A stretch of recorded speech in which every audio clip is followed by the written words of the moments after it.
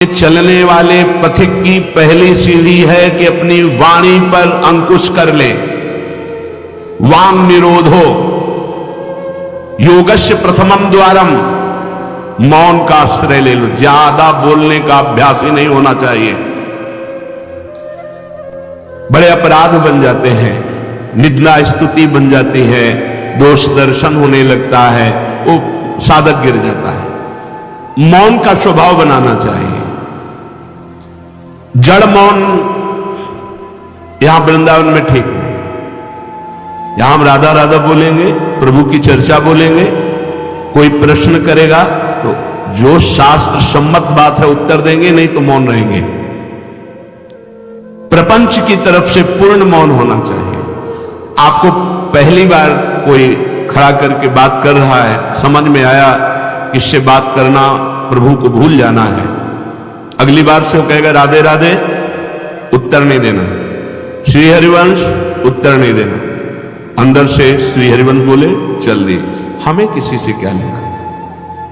हम किसी का अहित नहीं करेंगे, अमंगल नहीं करेंगे, हम किसी पर दोष दर्शन नहीं करेंगे, पर हम अपनी वृत्ति को भगवदाकार करने आए।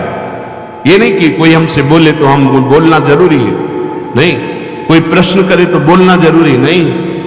उपासक हो, आप कृपा करें तो बात कर ले, ना चाहे तो बिल्कुल आपके ऊपर कोई शासन नहीं है कि आपको बात करना ही पड़ेगा, ऐसा सिद्धांत नहीं है। योगस्य प्रथमम द्वारम वांग निरोधो, सबसे पहली साधना है वाणी को रोक ले। बोलने से बहुत शक्ति नष्ट हो जाती है। जैसे हम भगवत चर्चा करें तो इससे शक्ति बढ़ती है, लेकिन प्रपंच की वार्ता करने से वाणी की शक्ति नष्ट हो जाती है। जब आपकी जबान अपवित्र हो गई तो नाम कैसे चलेगा? जब वाणी अपवित्र है तो आपके अंदर शास्त्री कैसे शब्दों का भाव आ पाएगा? नहीं आ पाएगा। महावाक्यार्थस्य विचारिता, आप नहीं विचार करने की क्षमता वाले रहेंगे। यदि आपने व्यर्थ की बातें शुरू कर दी, अश्लील भाषण बोलते, गंदी भाषा बोलते, तो आप में कभी विचार शक्ति ही नहीं रह जाएगी कि आप शास्त्रों के, संतों के वाक्यों का मनन करने की सामर्थ्य रखें। खो देंगे सामर्थ्य। बहुत अमृतमय वचन निकलते हैं मौन वाणी को पावन रखने वालों के, एकदम शहद में डूबे हुए वचन। इसलिए वाणी पर अंकुश कीजिए। जरूरत हो तो बोलिए, नहीं तो मौन। श्री जी का जस गाइए, नाम कीर्तन कीजिए, इसके अलावा मौन रहिए। ये नियम ले लीजिए। जब आए हो भगवत प्राप्ति के लिए तो काहे को बख्शो। इन इंद्रियों को सीधे अनुशासन में लीजिए ना। आपका स्वरूप इंद्रियां थोड़ी है, आप इनके संचालक हैं। आपकी सामर्थ्य से सामर्थ्यवान होकर आपको बांधे हुए हैं, आप इनको बांधिए। बहुत हो गई स्वतंत्रता इन दुष्टों की। माता देहूती जी भगवान कपिल जी से कहती, मैं ऊब गई इन दुष्ट इंद्रियों से भोग भोगते हुए।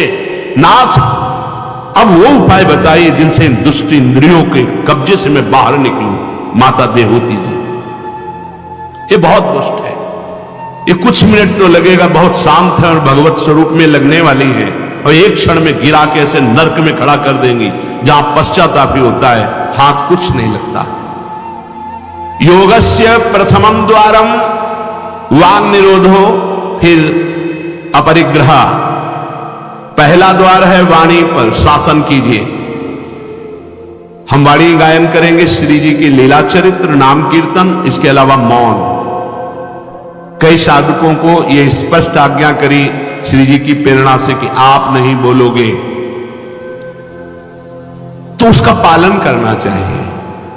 जब सत्संग में आप सुन रहे हैं कि योगस्य प्रथमम द्वारम, तो आप अपनी वाणी को संयम में रखिए। किसी की मजाक, उपहास, किसी की चुगली, निंदा, ये सब बिल्कुल नहीं। अगर आप ये सब करते रहेंगे तो निरंतर नाम नहीं चलेगा। आप सत्संग का मनन नहीं कर पाएंगे। मनन करके आप अपने आराध्य देव में स्थित नहीं हो पाएंगे। जरूरी है मौन, जरूरी है, पर विचार मौन। ये धाम है, इसलिए हम जड़ मौन की बात नहीं करते, विचार मौन। और वो मौन ही किस काम का जो एक शब्द में हम बात कर लेते हैं, वो 5 मिनट लगाए, जैसे कोई बात करनी, अब वो कुछ बोला, अब उसमें पूरी एकाग्रता, पूरी नहीं, सीधे बोल दे, स्विच ऑफ कर दे, क्या चला गया? जड़ मौन के लिए फिर न ऊ न ऊ, कुछ नहीं, न लिखना न पढ़ना न कुछ, बिल्कुल बालवत परमहंस स्थिति, कोई प्रश्न नहीं, कोई उत्तर नहीं, एकदम जड़वत, जीते जी मृत, जीवन मुक्त होने के लिए। तो वो ये श्रीधाम वृंदावन है, यहां उचित नहीं, क्योंकि यहां राधा नाम स्वयं हरि रटते हैं, तो हमारी जवान की सार्थकता है, राधा नाम कीर्तन करें, वाणी जी का गायन, इसके अलावा मौन रहे। दूसरा, अपरिग्रह, उतना ही स्वीकार कीजिए जिससे आपकी जीवन यात्रा चलती है, इसके बाद नहीं। एक भी वस्तु एक्स्ट्रा आपके पास नहीं होनी चाहिए। क्यों होनी चाहिए? जब रोज का रोज श्री जी दे रही तो तुम्हें एकत्रित करने की जरूरत क्या है? आपको जो दिनचर्या में चाहिए बस उतना ही, इसके आगे नहीं। एक भी कंबल एक्स्ट्रा नहीं रखना होना चाहिए, एक भी वस्त्र नहीं एक्स्ट्रा नहीं होना चाहिए। जो हमारी दिनचर्या में आ रहे हैं कि 2 कॉपिन, 2 मार्किन, बनियान, स्वेटर, 1 कंबल या 2 कंबल, जिससे आपकी दिनचर्या कट रही, बस इसके अलावा आपके पास कुछ नहीं। आपकी जो दिनचर्या है वो दिनचर्या जो प्रभु दिए हुए हैं शरीर पालन पोषण के लिए, शरीर के लिए उतनी आवश्यक। अगर सही दिनचर्या करनी तो राइट टाइम पे आपका पहले कंबल हटना चाहिए, समय कंबल फेंक दिया, अब अपनी दिनचर्या में लग। काहे को शरीर को इतना दुलार करके बबुआ बनाए हुए, कान के कंटूप ऐसे बांधे, मुंह में ऐसे बांधे, ऐसे क्या होना है इसको? ये जड़ शरीर है, जितना प्यार करोगे उतना ही परेशान करेगा ये। हाँ, इसको ज्यादा नहीं, आहार दे दिया, संयम नियम से स्नान ध्यान पूजा पाठ, हर समय भगवत चिंतन, ये जड़ है, अभ्यास है। यहां कौन बांधता है कुछ? 12 महीना झेलता है नहीं मस्तक का, ये सब कौन बांधता है? ऐसे अभ्यास। चलो इतने कमजोर अभ्यास के हैं तो जितना उचित वस्त्र उतना पहन लिया। अब ये नहीं कि सोमवार को हरा, मंगल को नीला और बृहस्पति को पीला, और अलग अलग दिन के अलग अलग स्वेटर, अलग अलग दिन के अलग अलग। भैया ये विलासिता नहीं। भगवत प्राप्ति करनी तो एक स्वेटर में 10-5 साल तो कटी जाएंगे, दूसरा हम क्यों ले? एक जिपर मिल गया, उससे शरीर ढक लिया, 10-5 साल चलेगा, 2-3 महीने पहनने को होता है। हर साल नया तो भाई हमें क्या कारण? हमें कहीं जाना है क्या पार्टी में? नहीं, यही पार्टी बाबा की पार्टी, भगवत मार्ग के पथिक है। उचित उचित बिल्कुल नहीं सर। बहुत वो इसको दुलार करने का मतलब है अपना पतन करना। सच्ची मान लीजिए, इसका पतन करना। वयोवृद्ध है, रोगी शरीर, वो अलग बात है। थोड़ा तो आनंद लीजिए प्रकृति का वार सहने का। अगर शरीर रुग्ण नहीं है, जवान शरीर हो, ब्रह्मचारी हो, आग है अंदर, सहो हर प्रकृति के वार को। गर्मी सर्दी बरसात भूख प्यास, सच्चिदानंद में स्थित हो जाओ, तुम्हारा बाल बांका भी कोई नहीं कर सकता। अब मार दिन में 50 बार शीशा देखना, अब वो फंसाएगा कि नहीं फंसाएगा? चेहरा फंसाएगा ना। तिलक के सिवा दोबारा शीशा नहीं देखना चाहिए। इस देहाभिमान के राग को काटना कि पुष्ट करना है? जय बार निकले तय बार देख करके हर सेटिंग किसको दिखा रहे यार? क्या तुम किसी को लुभायमान करना चाहते हो क्या? हरि को? तुम्हारे इस पार्थिव शरीर पर लुभायमान होने वाले नहीं, और जो लुभायमान होगा तुमको नष्ट कर देगा। तो हमें इसको बिगाड़ के रखना है, इसको सजा के नहीं, भगवत प्रसादी आदि लगाए। हमारा देहाभिमान बार बार हमको गिराने की कोशिश करेगा। ये हम जो हंसी मजाक में भी कह रहे, इसको अच्छे से समझना। ये जो 2 प्रकार की पद्धति रखी गई है कि आप मुंडन करवा के रखिए क्योंकि आपके बालों से शोभा बढ़ेगी, वो आप बाल रखा के रखिए क्योंकि आपकी शोभा बिगड़नी चाहिए। रज लगा के रखिए कि आपको ही आपके शरीर में राग न रह जाए। बातें आए या किसी के दिखाने के लिए नहीं, आपके शरीर में आपको राग न रह जाए। आप बार बार साबुन लगाएंगे, तेल लगाएंगे, बार बार शीशा कंघा और अपने चेहरे को सजाएंगे तो देहाभिमान पुष्ट होगा, ये नष्ट करेगा। कुछ नहीं है, बड़ी दुर्गति है, मान लीजिए। इसका अंतिम परिणाम आग में जलना। चाहे जितने चिकने कर लो गाल, चाहे जितने लाल कर लो, मरना है, पक्की बात समझो। तो जीते जी अमरत्व क्यों नहीं प्राप्त करते? अरे ऐसा रूप प्राप्त करो जिसमें गाल लाले ही रहते हैं, लालिमा लगानी नहीं पड़ती। श्री जी की दासी लक्ष्मी कोटि विलक्षण लक्षण लसल लीला किशोरी सतई, करोड़ों लक्ष्मी आश्चर्यचकित हो जाए, ऐसा रूप श्री राधा दासियों का है।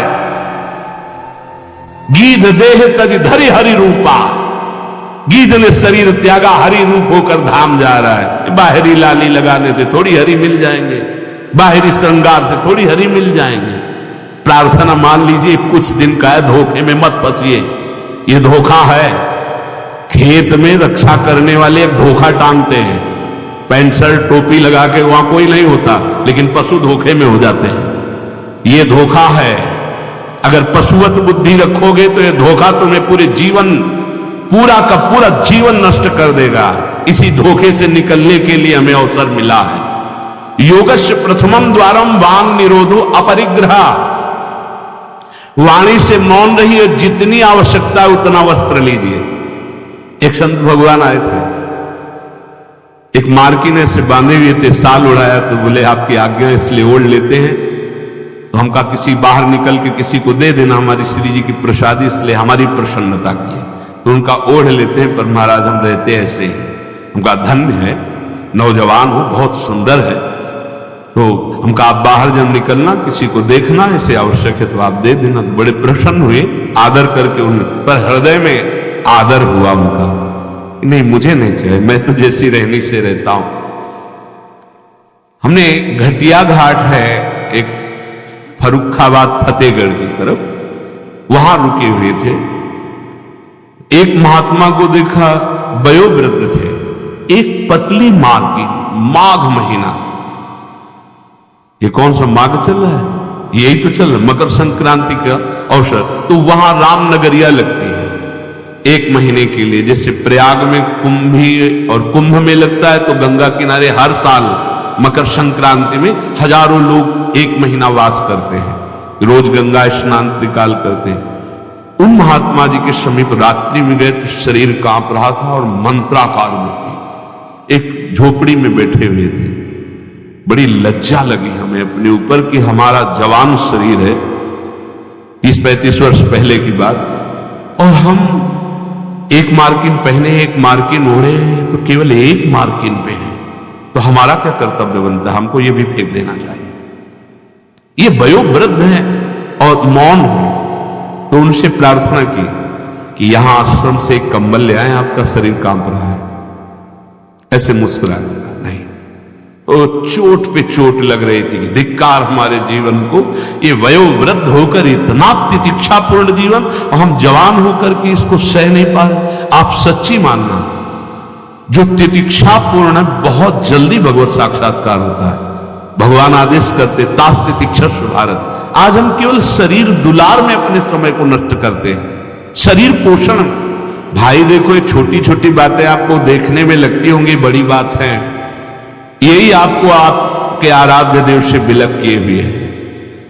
महीना भर आप केवल ये ऐसे आहार करके देखिए कि जिसे तुम्हारा मन कहता अच्छा उसको हटा दीजिए। आज थोड़ा त्याग मत वर्णन कीजिए, आज थोड़ा हमारे उदर में परेशानी है तो हमें केवल आप रोटी और सब्जी दीजिए। महीना भर केवल रोटी सब्जी उचित। आप देखो, अगर आपके अंदर का रजोगुण तमोगुण नष्ट ना हो जाए तो कहना आपके अंदर सात्विक भाव आ जाएगा, मंत्र में स्थिति होने लगेगी। अब आप, हमने देखा है जैसे गुलाब जामुन, कचौड़ी, पकौड़ी, ये सब कहीं जैसे भिक्षान्न में मिली भी और भरपेट पा लिया, तो वो रस नहीं आया भजन में। जो एक सूखी रोटी ऐसे चबा के गंगा जल पी करके जो रस आता है ना, वो नहीं आता है। सच्ची मानिए, पहले के बड़े बड़े भजनानंदी महापुरुष अपने जीवन को ऐसे ही। तो अपरिग्रह ये बहुत बड़ी बात है, साधक यहां चूक करता है। देखो, आप लोग तो इतने बढ़िया अवसर पे हैं कि आपको ना किसी से मांगना है, ना आपको अपनी कोई परवाह होनी चाहिए, क्योंकि श्री जी व्यवस्था कर रही है। आपको जो वस्त्र उचित है वो ले लीजिए, जो भोजन उचित है, और अपनी सेवा और मंत्राकार वृत्ति। आपको किसी से कोई मतलब ही नहीं, आपको तो भिक्षान के लिए भी नहीं जाना है, अपने आप आकाश वृत्ति से प्रभु देते हैं। तो आपका रूम आपकी कुटिया है, आपकी दिनचर्या एक स्वयं की दिनचर्या है। आपके रूम में अपरिग्रह दिखाई देना चाहिए। बिछाने का एक ओढ़ने का, जो आप जितना सहन कर सकते हैं उतना। अगर आप एक कंबल से रात काट सकते हैं तो दूसरी मत डालिए, चाहे 10,000 रखे हो, आपको क्या मतलब है? पूरी सृष्टि में सब भोग सामग्री है, आपके लिए है क्या? अपरिग्रह, हम जहां चूक करते हैं उसको पक्के से बांध लीजिए, अभी आनंद की धारा में आ जाओगे। वाणी को कंट्रोल, शासन, आवश्यक है तो बोलेंगे, नहीं तो मौन। दूसरा, उतना ही स्वीकार करेंगे जितने की आवश्यकता है। भगवदानुभूति के लिए एक बार तो आग लगनी चाहिए जीवन में, कि जीवन मृत तुल्य होना चाहिए। यहां जरा सा साधन बना कि पोस्टर बैनर में आ गए, प्रशंसा में आ गए, कैसे भगवत प्राप्ति होगी? अपरिग्रह। और आगे, निराशा च निरीहा च नित्यम एकांत शीतला। आशा ही परमं दुखम, नैराश्यम परमं सुखम। उपासक को किसी व्यक्ति, वस्तु, स्थान से कोई भी आशा नहीं होनी चाहिए। हाथ जोड़ के तुम्हारे कमरे में पहुंचा दिया जाएगा तुम्हें जो आवश्यक है। तुमको आके रजिस्टर में लिखने की जरूरत नहीं, तुम्हें मांगने की जरूरत नहीं है। तुम निष्ठापूर्वक ध्यान दे करके देखिए, ये देखा गया जीवन में, जिस समय जो आवश्यकता होती है हाथ जोड़कर वो आता है। कौन? जिसकी शरण में हो, समझ नहीं पाते, और कहता है ये वस्तु ले लो, तो आश्चर्य होता है कि ये बात कैसे कोई जान गया कि मुझे आवश्यकता थी, मेरे शरीर को आवश्यकता थी। जितनी जो आवश्यकता उतना। इसके बाद आशा ही नहीं, निराशा हमारा परम पद में पहुंचाने वाला मार्ग है। आशा ही परमं दुखम, नैराश्यम परमं सुखम। किसी व्यक्ति से, किसी वस्तु की आशा बिल्कुल नहीं होनी चाहिए। तब लग जोगी जगत गुरु, जब लग रहा है निराश, जब आशा मन में भई जग गुरु जोगी दास। आशा नहीं होनी चाहिए। आशा एक ही बात की होनी चाहिए, कब किशोरी जो मिलेगी। आशा से दास्यम वृषभानु जाया, तीरे समध्यास जब भानु जाया, कब मैं अपने स्वरूप में स्थित होऊंगा। इसके अलावा कोई आशा नहीं। शरीर की आवश्यकता है, मान लो यहां सुविधा है कि भाई आप यहां से ले लीजिए, तो आप ले लीजिए, नहीं तो किसी से मांगने की जरूरत नहीं। कभी तो ऐसे रहना सीखो ना कि कोई आशा नहीं, कोई इच्छा नहीं, और आप हृदय की बात जानते हो। आप देखना, आपको जो शरीर की जरूरत हो आप देखते रहना, देते रहना। बिल्कुल बिल्कुल वो एक एक कदम पर देखते हैं। जो अव्यवस्थित, तो हमने देखा है, एक एक कदम पर व्यवस्था। आपको अपने स्वामी पे विश्वास होना चाहिए, आशा किसी से नहीं। आशा एक राम जी से दूजी आशा छोड़ दे, नाता एक राम जी से दूजो नाता तोड़ दे। यहां संसार आशा में ही तो दुख को प्राप्त हो रहा है। पिंगला वैश्या को भगवान दत्तात्रेय जी ने गुरु माना, क्योंकि उसने आशा का त्याग कर दिया। आशा, अब मैं पुरुषों से आशा करती थी, अब परम पुरुष से आशा करूंगी, अपने आत्मस्वरूप। आप किसी की जरूरत नहीं, मैं किसी से रमण की आशा नहीं करूंगी, एकमात्र अपने आत्मस्वरूप। उसी समय उसको गुरु मान लिया। पहला, वाणी का मौन, उचित बोलो। दूसरा, सामान उतनी रखो जितनी आवश्यकता हो। तीसरा, किसी से आशा मत रखो। चौथा, निरीह, किसी भी तरह की लोक परलोक की कोई कामना नहीं। बड़ा अभी देखो, जीवन मुक्त हो जाओगे। किसी से लोक की कोई आवश्यकता नहीं, लोक वस्तु की, और निरीह, कोई कामना नहीं। कितना हृदय अभी आनंदित हो जाएगा, प्रसन्न हो जाएगा। जैसे पीछे कहा कि अंतर्मुख होकर, निष्काम होकर जो भजन होता है उसमें मन प्रसन्न हो जाता है। उसी अखंड प्रसन्नता में परमात्मा साक्षात्कार होता है। निरीह, कोई इच्छा नहीं। आज क्या पाएंगे? कोई इच्छा ही नहीं आनी चाहिए। कुछ स्पेशल प्रार्थना होती, कुछ स्पेशल तो राधा नाम है, राधा रूप है, वो आप दे सकते हो तो दे दीजिए, नहीं वो तो नहीं, तो फिर और स्पेशल क्या हो सकता है? ये तो सब पार है संसार के। ये साधक, उपासक, चाहे गृहस्थ हो चाहे विरक्त, एक निष्ठा होनी चाहिए, एक निष्ठा। एक नए साधक को हमने देखा कि कपड़ा ऊपर से पड़ा था और गमछा पेट में बंधा था। जब प्रसाद पाने के लिए बैठे, किसी जगह हम रहते थे, वो आए थे मंडली से।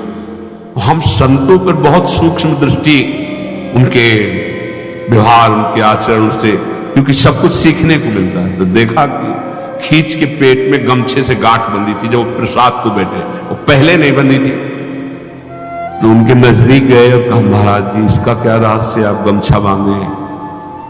बोले साधन में एक उचित आहार चाहिए, तो मुझे पता चल जाता है जहां थोड़ा पाया तो इतने में हम इतने गमछा वो नाप का, उसमें 3 गांठ, तो उतना नित्य। बोले कभी ज्यादा आहार नहीं, यद्यपि ये प्रथम साधना के लिए ऐसा है, नहीं तो एक सामने से आहार का निश्चय किया जाता है, इतना आहार, फिर चाहे कितना अमृत हो उसके ऊपर नहीं होना चाहिए। साधु को बार बार नहीं लेना चाहिए।